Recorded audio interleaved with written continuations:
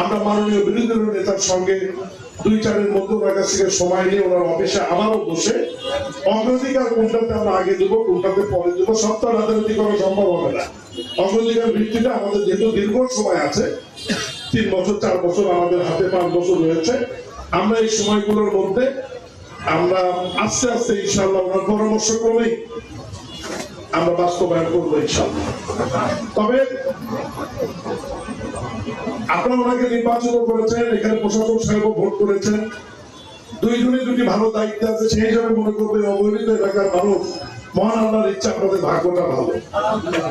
সবাই মিলে চেষ্টা করলে যে অপরিকল্পিত একটি নির্বাচনী এলাকা, আমাদের মাননীয় বিরোধী নেতা বক্তৃতাও করেছেন, পাশে বসে আমাকে বলছিলেন যে এই এলাকাটা কিন্তু পরিকল্পিত ভাবে গড়ে ওঠেনি।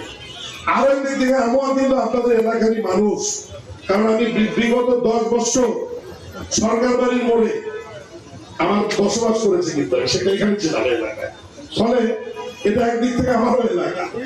সেই হিসাবে আমরা 3 জন মিলে ঐক্যবদ্ধ ভাবে চেষ্টা করব, আমরা আপনাদের কাছে কোনো ভুয়া ওয়াদা করবো না, যা পারবো আমরা আস্তে আস্তে সর্বোচ্চ অগ্রগতি দিয়ে আমাদের সব এলাকায় কাজ হবে নির্বাচন এলাকায়।